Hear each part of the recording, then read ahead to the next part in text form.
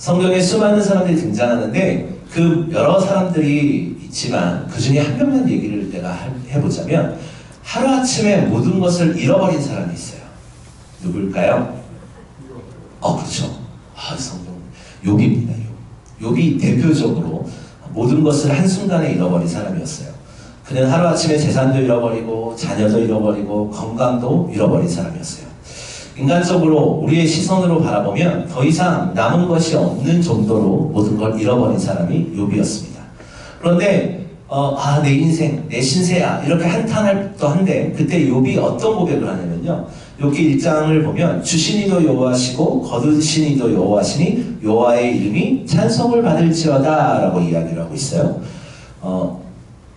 아이러니한 거죠. 모든 걸 잃어버렸는데 주신 분도 하나님이시고 가져가신 분도 하나님이시기 때문에 모든 것이 하나님의 뜻 안에 있고 하나님의 계획 안에 있기 때문에 오로지 다른 것을 생각하는 것이 아니라 하나님의 이름이 찬송을 받을지어다 라고 이야기를 하고 있는 겁니다. 이 욥이 자신의 무너진 현실보다 하나님을 바라보았다라고 하는 대표적인 성경 구절이기도 하고요. 가진 것은 사라졌지만 하나님이 사라지지 않으셨다라는 것을 확신하며 고백하는 고백문이기도 합니다. 그래서 욥은 자신의 모든 것이 사라졌음에도 불구하고 하나님은 변치 않고 살아계시기 때문에 어떠한 상황 가운데서도 영광 받으실 분은 하나님이시고 내가 부하든 가난하든 건강하든 연약하든 우리의 삶을 통해서 영광 받으실 분도 하나님이시다라는 그 위대한 고백이 욥기서에 들어가 있는 겁니다. 그래서 이 욥기서를 고난의 신학 이렇게 이야기를 하고 또 반면에 또 회복의 신학이라고도 이야기를 하고 있습니다. 오늘 우리가 읽은 예레미야 애가도 바로 그와 비슷합니다. 예레미야 애가는 어떤 배경을 잠깐 이야기를 하자면 예루살렘이 그들이 평생을 조상 대대로 이어져 오던 그 평생을 삶의 터전이었던 그 예루살렘이 함락되고 성전이 불타버렸고 백성들이 평생 같이 살던 백성들이 포로로 끌려간 후에 기록된 책이에요. 그래서 히브리어 제목도 에이카라고 이야기를 하는데 어찌하여 라는 뜻이에요. 어찌하여. 예레미야는 이 무너진 나라와 백성의 고통을 보며 눈물로 탄식하는 것이 바로 이 예레미야 애가입니다. 그런데 정말 놀라운 것은요. 이 예레미야 애가, 이 눈물의 책이 절망으로 끝나지 않는다는 거예요. 눈물의 책이고 탄식의 책이라고 불리우는 이 예레미야 애가가 그냥 절망으로 끝, 멸망으로 끝 이렇게 끝나지 않는다는 겁니다. 예레미야는 폐허가 된 예루살렘 너머에 계신 하나님을 바라보고 있습니다. 그래서 마지막 장에서 오늘 본문에서 어떻게 고백하냐면 여호와여 주는 영원히 계시며 주의 보좌는 대대에 이릅니다 라고 고백을 하고 있는 거예요. 그래서 예레미야 애가의 저자인 이 예레미야는 그 폐허 너머에 이 절망 너머에 계신 하나님을 바라보고 있는 겁니다. 사람들은 실패했지만 백성들은 실패했지만 하나님은 실패하지 않으셨다라는 아주 대표적인 책이에요.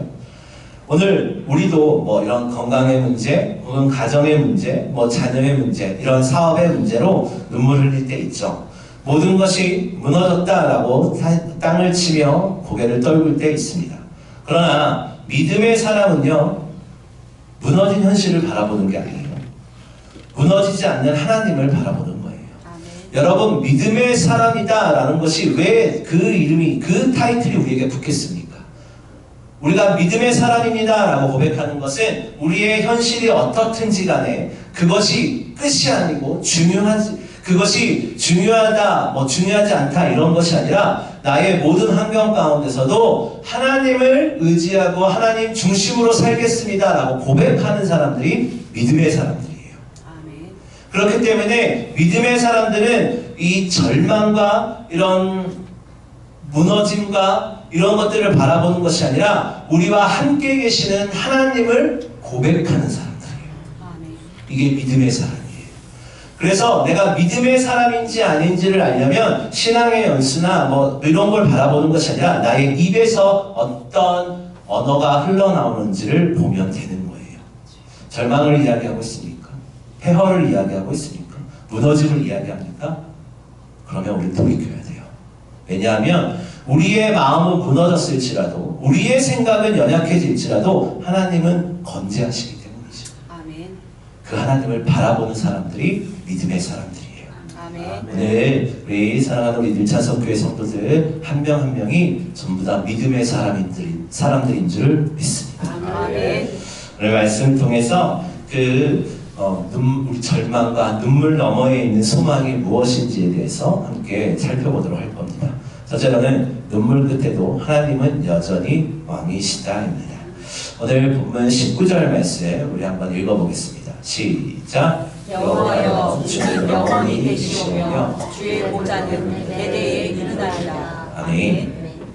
예레미야가 지금 어떤 상황이냐면 폐허가 된 예루살렘을 바라보고 있는 거예요. 성전은 불타버렸고 성벽은 무너졌고 백성들은 포로로 끌려간 상황을 보고 이야기하는 겁니다. 사람의 눈으로 보면 모든 것이 끝난 것 같아요. 그들을 지켜주던 성벽도 무너져 버렸고 그렇게 아주 예전부터 위용을 자랑하던 성전도 불타서 폐허가 되어버렸고 그렇게 우리가 땅을 일구며 같이 살았던 형제 자매들이 포로로 끌려가 버린 그 상황 가운데 이야기하는 겁니다. 그래서 예레미야가 그 상황에서 여호와여 주는 영원히 계시며 주의 보좌는 대대에 이릅니다 라고 이야기를 하는 거예요. 이것은 좀 이상한 말인 것 같기도 하죠. 다 절망밖에 없는데 주는 영원히 계시며 주의 보좌는 대대에 이릅니다. 이것은 위로의 말이 아니에요. 그 원어에서 히브리에서 보면 영원히 계시오며 이것이 무슨 뜻이냐면 이런 표현은 하나님께서 변함없이 그 자리에 계시고 여전히 보좌에서 통치하실 때 영원히 계시오며 라는 말을 쓰고 있어요. 즉 예루살렘은 무너졌지만 하나님의 뜻과 하나님의 보좌는 무너지지 않았다라고 이야기를 하는 겁니다. 당시에 사람들은 바벨론이 유다를 정복한 것을 보고 바벨론의 신이 하나님을 이겼다라고 이야기들을 했어요. 즉 이 고대근동 시대에는 그 국가와 국가의 전쟁이 어떤 의미였냐면 신과 신의 전쟁이었다고 생각하고 있었어요. 그래서 우리나라의 신과 적국의 신이 붙어서 이제 우리나라가 이기면 우리나라의 신이 더 위대하고 적국이 이기면 적국의 신이 더 위대하고 당시의 사람들은 그렇게 생각을 했거든요. 그래서 바벨론에 의해서 유다가 멸망을 하자 폐허가 되고 끝장이 나자 이제 그 바벨론의 신 마둑 신이 하나님 여호와를 이겼다라고 사람들은 생각을 했던 거예요. 그리고 그 주변 나라들도 그렇게 생각들을 했어요. 그런데 예레미야는 그렇게 보지 않았다는 거예요. 환경은 변했지만 하나님은 변하지 않으셨다라는 굳센 믿음이 있었기 때문이죠. 여러분 우리는 종종 하나님을 체험으로 판단해요. 기도가 응답되면 하나님이 가까이 계신 것 같고 또 일이 잘 풀리면 하나님이 함께 하신다라고 생각해요. 그러나 기도가 응답되지 않는 것 같고 또 일이 잘 안 풀리는 것 같고 문제가 계속되는 것 같으면 하나님이 멀리 계시다라고 생각들을 하고 있을 때가 있어요. 그런데요 여러분 진정한 믿음은요 체험 위에 세워지는 것이 아니에요. 체험이 필요 없다 이것이 아닙니다. 진정한 믿음은 체험 위에 세워지는 것이 아니라는 것이죠. 예레미야의 신앙은 체험 기반의 신앙이 아니라 존재 기반의 신앙이었어요. 예레미야의 믿음은요 무언가 하나님께서 그를 고치고 이런 것이 더 중요하게 본 것이 아니라 하나님이 존재하시기 때문에 내가 그분을 믿는다라는 고백이었어요. 여러분 우리의 환경이 다 다르고 우리의 생각이 다 다르고 우리가 바라보는 것이 다 달라요. 그래서 우리의 생각이 하나 되기가 참 힘들어요. 여러분 3명이 있으면 어디 놀러를 가면 반드시 짝수로 맞추라고 그러죠. 왜일까요? 홀수면 힘의 균형이 무너진다라고 그러잖아요. 네, 그래서 짝수로 가서 이렇게 놀아라 라고 이야기를 하잖아요. 사람은 생각이 다르고 환경이 다르고 바라보는 관점이 다르고 생각하는 목표가 다르기 때문에 하나 되기가 참 쉽지 않아요. 하지만 예레미야가 바라봤던 것은 무엇이었냐면 여러 가지가 아니라 하나님께서 계시기 때문에 그 이름만으로도 나는 하나님 앞에 영광을 돌릴 수 있다라고 고백하는 거예요. 이것이 진짜 위대한 믿음의 고백이라는 거예요. 여러분 제가 어렸을 때 아버지가 이렇게 그 공무원, 중공무원 생활을 좀 하셔가지고 이렇게 이사를 다녔는데 한 번은 바닷가가 보이는 집에서 산 적이 있었어요. 이렇게 딱 바닷가 바로 앞은 아니었고 이렇게 언덕이 있어가지고 이렇게 문을 열면 바다가 이렇게 쫙 보이고 이렇게 등대가 보이고 이제 그런 데 살았었어요. 근데 어느 날 밤에 오후쯤 됐을까요? 해가 어둑어둑 지려고 그러는데 이렇게 파도가 치기 시작하는 거예요. 그런데 바람이 불기 시작하니까 문을 열어서 밖을 봤어요. 그랬더니 저기서 배 한 척이 이렇게 항으로 오고 있는 거예요. 그런데 제가 그걸 보면서 배 저 아버지한테 아까 저 배가 침몰할 것 같아요. 그랬어요. 그런데 걱정하지 말라고 그러는 거예요. 왜 그런가 나중에 얘기를 들어보니까 이런 거였어요. 여러분, 바다가 뒤집힐 듯 파도가 치더라도 선원들이 방향을 잃어버리지 않는 이유가 있어요. 목표가 어디를 향해서 가야 할 이유가 있어요. 비바람 때문에 앞이 잘 보이지 않아도 방향을 정확히 갈 수 있는 근거가 있어요. 왜냐하면요, 선원들이 무엇을 바라보기 때문에? 등대를 바라보기 때문에. 폭풍은 바다를 뒤흔들 수 있지만 등대를 옮길 수는 없어요. 파도는 배를 흔들 수 있지만 등대를 무너뜨릴 수는 없어요, 여러분. 선원들이 그 흔들리는 바다에 있어도 폭풍이 끝나지 않았어도 그들이 힘을 내어서 열심히 목표를 내어 갈 수 있는 이유가 뭐겠어요? 등대가 있기 때문에 그 목표를 향해 가고 있는 거예요. 그러면 살 수 있으니까. 이것이 그들의 소망 아니겠습니까? 이 폭풍우에서 살아남을 수 있는 소망, 등대를 바라보며 그곳을 향해 가는 것. 여러분, 우리의 성도의 소망도 마찬가지예요. 우리의 삶의 폭풍은 없을 수가 없겠죠. 삶의 폭풍은 늘 있습니다. 우리의 모임의 폭풍, 관계의 폭풍, 건강의 폭풍 여러 가지 다 있습니다. 그런데 변하지 않는 게 하나가 있어요. 하나님은 여전히 우리와 함께 하십니다. 아멘. 하나님은 예레미야의 고백처럼 하나님은 오늘도 보좌에 앉아 계시다. 아멘. 유다 백성들은 실패했지만 그들은 전쟁에서 지고 살아남으려고 발버둥을 쳤지만 그들은 싸움에 전쟁에 지고 포로로 끌려가고 성벽이 무너지고 성전이 불타고 그들은 실패했지만 하나님은 실패하지 않으셨다는 거예요. 그래서 절망의 자리에서도 하나님을 향한 소망을 포기하지 않는 예레미야의 모습을 볼 수가 있습니다. 여러분, 우리의 신앙을 좀 생각해 보죠. 우리는 하나님이 안 계셔서 흔들리는 것이 아니라 하나님보다 파도를 더 오래 바라보기 때문에 흔들리는 거 아닙니까? 우리를 지키시고 인도하신다 라고 우리를 만드시고 우리의 소망 되신다 하나님이 이렇게 고백을 하지만 정작 나의 생각과 나의 감정과 나의 환경을 더 오래 바라보기 때문에 그것 때문에 요동치는 우리 아닙니까? 하나님보다 문제를 더 크게 보고 하나님보다 현실을 더 크게 보고 하나님보다 내 감정을 더 신뢰하기 때문에 우리는 흔들리는 거예요. 예레미야는 무너진 성전을 바라보다가 시선을 들어 하나님의 보좌를 향해 바라볼 때 하나님의 영광에 대해서 이야기할 수 있는 겁니다. 그래서 절망 가운데서도 소망을 발견하게 되는 겁니다. 오늘 우리도 우리의 시선을 돌려야 돼요. 폐허가 아니라 보좌를 바라봐야 되고 등대를 바라봐야 되고 눈물이 아니라 하나님을 바라봐야 된다는 겁니다. 아멘. 여러분, 우리가 나의 문제를, 나의 감정을 집중하기 시작하면 그것에 사로잡히게 되어 있어요. 하나님께서는 말씀에 사로잡히라고 하였지, 하나님의 계획에 사로잡히라고 하였지, 하나님의 뜻에 집중하라고 하셨지, 하나님의 길을 걸어가라고, 십자가의 길을 걸어가라고 하셨지, 우리에게 내 것에 집중하라고 하시지 않으셨어요. 내 마음에 집중하라고 하시지 않으셨어요.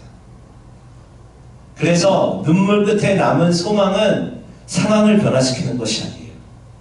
눈물 끝에 남은 소망은 하나님이 계심으로 우리의 시선이 바뀌는 아멘. 말씀을 향해서 아멘. 또 그 말씀을 살아냄으로써 아멘. 성경을 많이 읽는 게 중요한 게 아니에요.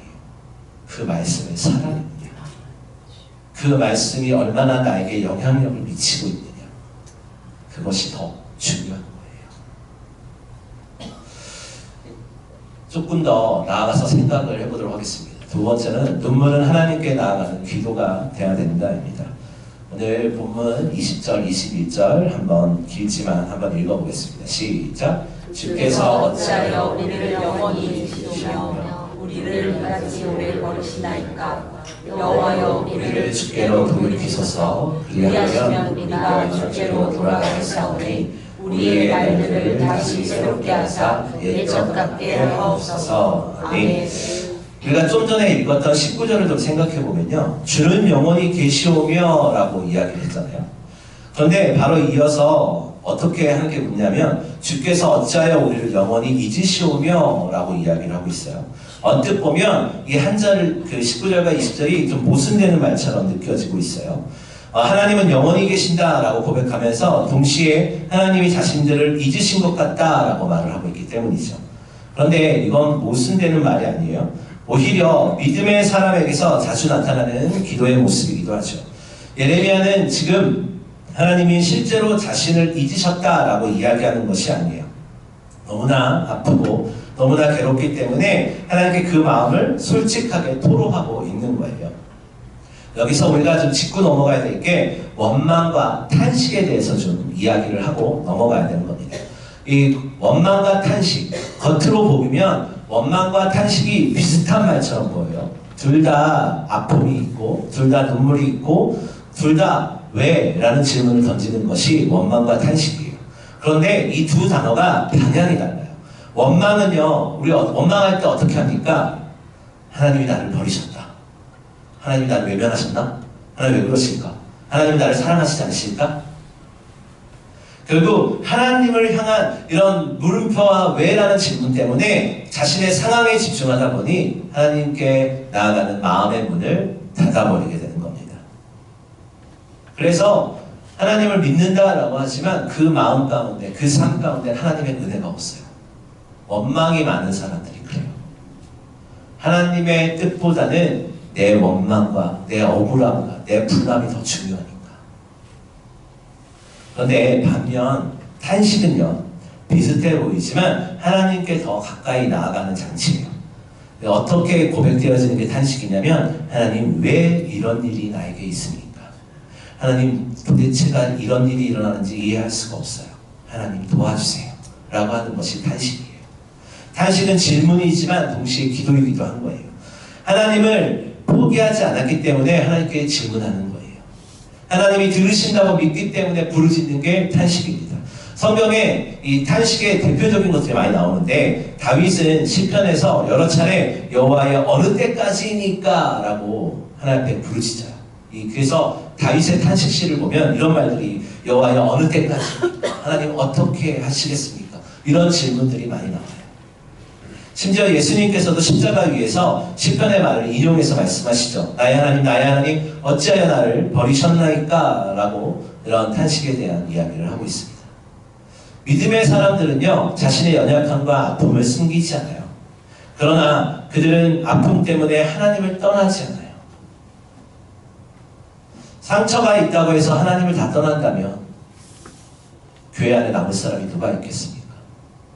믿음의 사람은요, 아픔과 상처 때문에 하나님을 떠나지 않습니다. 오히려 그 상처와 아픔을 가지고 하나님 앞에 나오는 사람들이 믿음의 사람들이에요. 아멘. 우리의 부족함과 우리의 연약함을 가지고 하나님 앞에 나오는 사람들이 믿음의 사람들이에요. 여러분, 우리가 내가 믿음의 사람인지 아닌지를 어떻게 구별하느냐 라고 한다면, 나의 부르짖음을 한번, 나의 기도를 한번 점검해 보세요. 나의 부족함과 연약함과 아픔을 가지고 하나님 앞에 나아가고 있는지 한번 돌아보세요.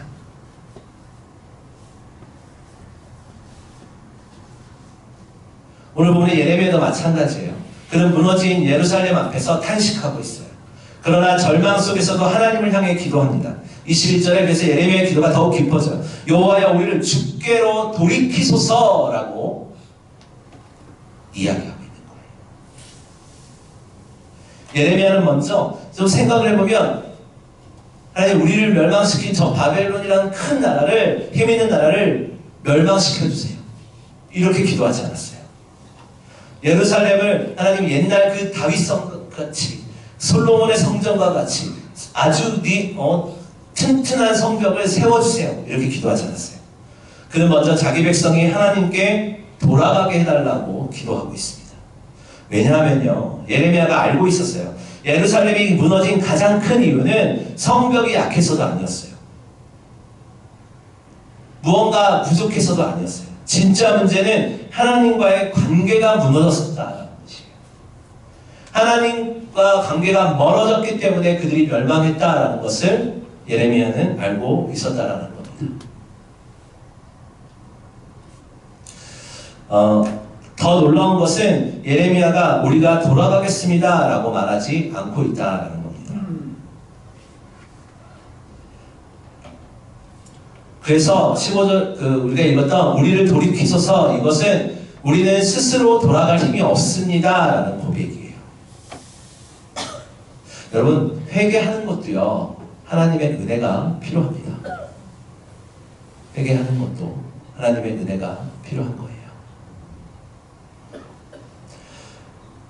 하나님의 은혜가 없으면 회개조차 하기 힘듭니다. 그래서 오늘 예레미야가 이야기하는 것이 우리를 돌이켜서서 하는 것은, 하나님, 우리는 스스로 아무것도 할 수 없으니 하나님 회개할 힘 주시고 다시 일어설 능력 주시고 우리와 함께하여 주시옵소서 고백하는 거예요. 즉, 우리는 고난 속에서, 어려움 속에서 하나님을 향해 탄식하고 있는 사람들인지, 아니면 하나님에게서부터 멀어지고 있는 사람들인지 우리는 점검해야 돼요. 그래서 우리는 기도 드려야 돼요. 주님, 이 문제를 해결해 주십시오 라는 기도에서 한 걸음 더 나아가서 주님, 이 일을 통해 나를 주께 더 가까이 이끌어 주시옵소서 라고 기도해야 됩니다. 여러분, 눈물과 상처는 누구에게나 있습니다. 여기 앉아있는 분들 중에 지금까지 살아오면서 어려움을 겪어보지 않으신 분 있습니까? 삶의 문제 때문에 눈물 한 방울 안 흘려보신 분 계십니까? 다 있습니다. 그런데요, 믿음의 사람은 그 눈물을 가지고 하나님 앞에 나아가는 사람들입니다. 아멘. 우리의 마음을 하나님께 쏟아놓는 사람들이에요.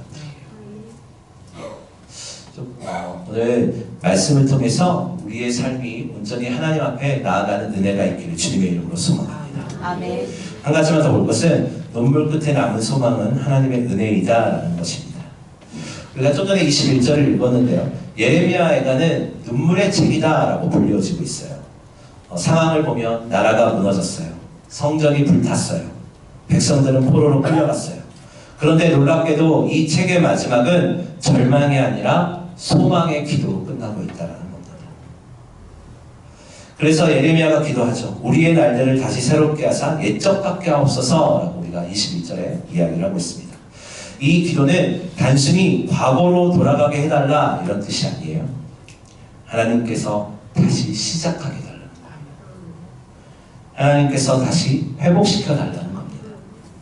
하나님께서 다시 은혜를 베풀어 달라는 간절한 기도이기도 한 거예요. 정말 놀라운 것은 예레미야가 이 기도가 드린 이 상황 가운데 무언가 갑자기 다 이루어지지 않았다는 거예요. 실제로 성전이 만들어진 것은 포로가 귀환한 다음이죠. 예레미야가 이렇게 기도할 때 여전히 폐허였고 백성들은 여전히 포로로 끌려가 있었어요. 상황은 여전히 어려웠어요. 그런데 예레미야는 희한하게 여기서 이제 우리나라는 끝났어. 나는 이제 끝났어. 우리 백성들은 끝났어. 이렇게 이야기하지 않았어요. 포기하지 않았어요. 왜? 하나님이 어떤 분인지를 알고 있었다는 것이에요. 아멘. 하나님이 어떤 분이십니까? 하나님은요, 끝난 자리에서도 다시 시작하시는 분이십니다. 아멘. 여러분, 아브라함에게는요, 늦은 나이에 아들을 주셨어요. 또 요셉에게는 다 끝난 것 같은 노예 생활, 그 끝에 감옥을 지나서 총리의 길을 열어주셨어요. 우리가 이번 주에 읽게 될 에스겔은 어떻습니까? 에스겔이 본 마른 뼈들에게는 다 뼈밖에 없음에도 거기에 생기를 불어넣어주사 살아나게 하셨어요. 아멘. 사람은 끝이라고 말하는 자리에서 하나님은 그렇지 않다라고 새롭게 일을 하신다는 거예요. 오늘 우리의 삶이 이제 내가 더 이상 뭘 할 수 있겠어? 아니요. 하나님께서는 우리의 삶을 통해서 일하십니다. 아멘. 하나님은 우리의 기도를 통해서 역사하십니다. 아멘.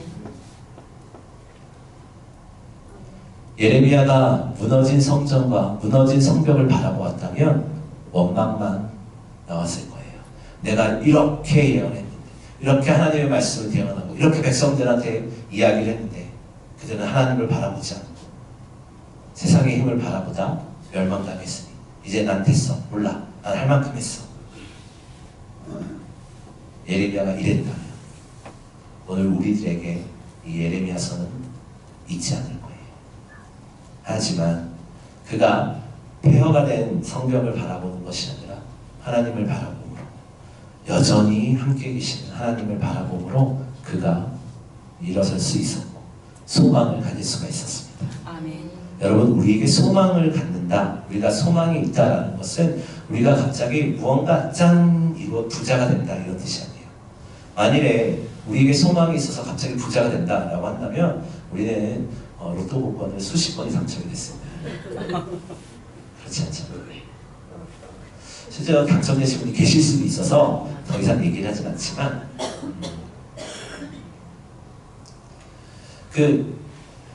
제가 전에 이야기했던 로또의 2등에 2번이 당첨된 분이 제가 부교자 생활할 때 있었다고, 그분이 이번에 부흥회 오신 목사님의 교회에 있어요.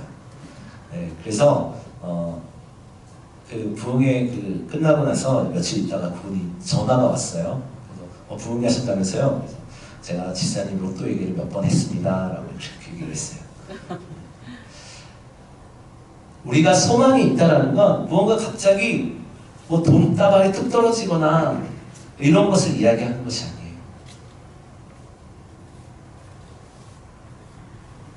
우리의 상황 가운데서도, 우리의 현실 가운데서도, 우리가 부유한 현실 가운데에서, 가난한 현실 가운데에서, 건강한 현실 가운데에서, 연약한 현실 가운데서도 여전히 함께 계시고 여전히 우리 하나님 되신다라는 것. 아멘. 우리에겐 어떤 소망이 있습니까? 우리에게는 십자가와 부활의 소망이 있습니다. 예수님께서 십자가에 달리셨을 때 사람들은 다 끝났다고 생각했어요, 여러분. 예수님께서 죽으시자 이제 우리는 다 끝났어. 예수님의 제자들조차도 다 끝났다라고 생각하고 다 자신이 먹고 살 길로 나아갔어요. 그런데 하나님께서는 가장 어두운 금요일을 지나서 가장 영광스러운 부활의 아침으로 연결하셨다라는 겁니다. 그래서 십자가는 끝이 아니라 시작임을 이야기하는 거예요. 여러분, 십자가는요, 우리가 보통 뭐 십자가 목걸이도 하고 귀걸이도 하고 뭐 팔찌도 하고 뭐 벽에 걸어놓기도 하고 그러잖아요. 십자가는 저주의 상징이었고 죽음의 상징이었어요, 여러분. 우리나라 뭐 사극도 보면 곤장을 치거나 죄인을 뭐 때릴 때 어디에 묻습니까? 형틀에 묻잖아요. 형틀이 어떻게 생겼어요? 십자가 모양으로 생겼잖아요. 십자가는 형벌이고 저주고 죽음을 상징하는 대표적인 것이었어요. 그런데 우리 그리스도인들은 이상하게도 그 저주와 죽음의 상징을 소망이다라고 이야기를 해요. 왜 그렇습니까? 예수 그리스도께서 그 죽음을 이기시고 절망과 저주를 소망으로 바꾸셨기 때문에 아멘. 우리는 그의 소망이다라고 하는 거예요. 아멘. 그래서 십자가를 바라보며 또 교회를 바라보면서 그 바라봄으로도 우리에게 소망이 생기는 거예요. 아멘. 여러분, 교회를 들어올 때, 또 교회를 바라볼 때, 또 십자가를 바라볼 때 냉랭하신 분이 계십니까? 우리 다시 한번 돌이켜야 돼요.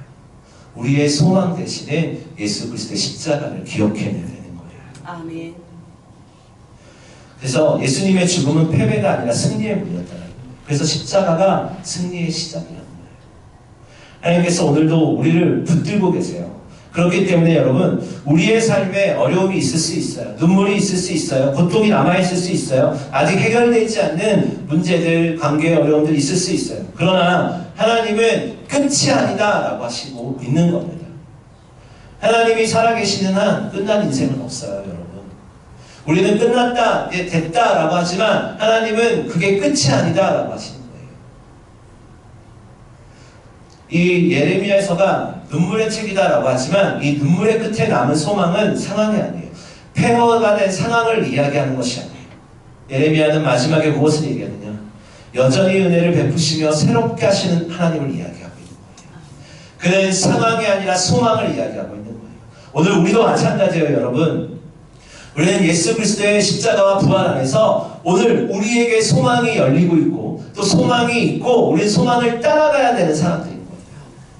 우리에게 왜 소망이 있느냐? 우리가 대단히 똑똑해서? 대단히 잘나서? 아니요. 하나님이 여전히 계시기 때문에 우리에게 소망이 있는 거예요. 아멘. 그래서 그 하나님의 백성된 우리가, 하나님의 자녀된 우리가 그 모습을 가지고 세상 가운데 살아가는 겁니다. 그래서 하나님의 말씀을 읽고 그 말씀을 내 삶에서 드러내는 거예요, 여러분. 소망을 실천하는 건 다른 것이 아니에요, 여러분. 예수 그리스도를 닮아가면 되는 거예요.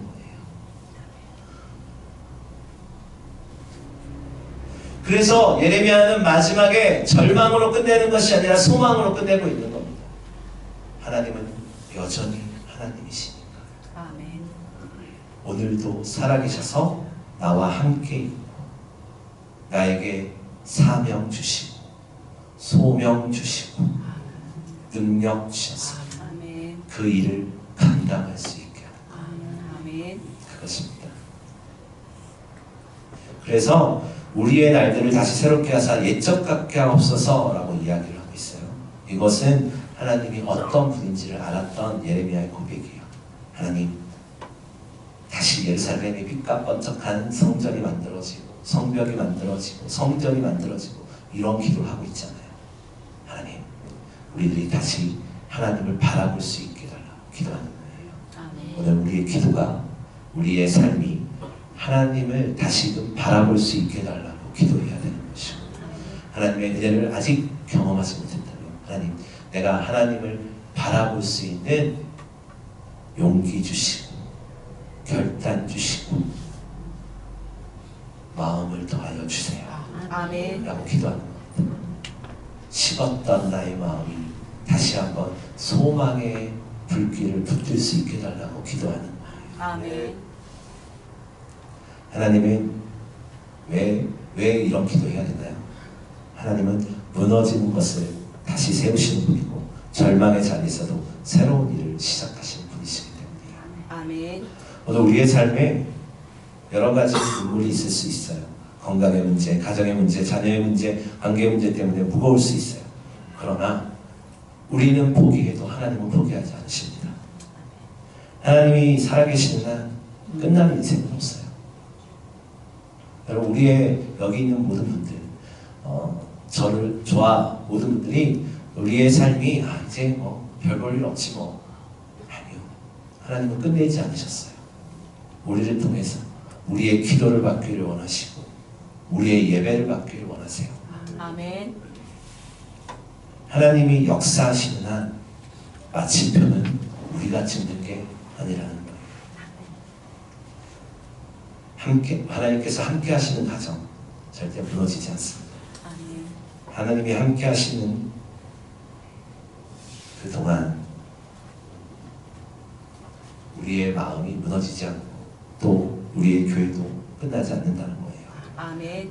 그래서 우리는 낙심보다는 소망을 붙들어야 되는 거예요. 예레미야의 기도가 오늘 우리의 기도가 되어야 되는 거예요. 여호와여, 우리의 날들을 다시 새롭게 하소서. 아멘. 우리의 마음이 주님을 바라보게 하여 아멘. 그리고 우리는 믿음으로 기대해야 돼요. 우리 하나님은 오늘도 우리의 삶에 우리가 절망하고 있는 자리에서 우리가 포기하고 있는 자리에서 새롭게 시작하시는 하나님의 은혜를 기대해야 되는 거예요. 아멘. 얼마나 놀라우세요? 얼마나 좋아요, 여러분. 내가 아무것도 없지만 기대하시죠. 기대하자고요. 하나님께서 우리의 기도를 통해서 우리의 삶을 통해서 어떻게 일하실지를 우리는 믿음으로 기대하는 거예요. 아멘. 그래서 우리는 기대하고 기도하고 기다리는 사람들이에요. 아멘. 여러분, 그래서 하나님의 은혜를 기다리는 것도, 하나님의 뜻을 기다리는 것도 근육이 필요해요. 네, 운동을 이렇게 막 하면 뭐가 생겨요? 근육이 생기잖아요. 기도도 마찬가지예요. 기도하면서 하나님의 응답을 하나님의 뜻이 이루어질 때까지 기도하면서 인내의 근육을 키우고 또 기다림의 근육을 키워서 하나님께서 우리에게 바라고 응답하시는 것을 우리가 기다리면서 기대하면서 바라보면서 경험할 수 있는 그 은혜가 우리 삶 가운데 있어야 돼요. 아멘. 그래서 우리 모두 우리의 삶을, 우리의 인생을 절망으로 포기하는 것이 아니라 주님의 은혜를 바라보면서 다시금 일어나야 되는 겁니다. 아멘.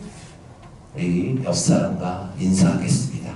주님의 은혜를 기대합시다. 주님의 은혜를 기대합시다. 기다림의 근육을 키웁시다. 기다림의 근육을 키웁시다.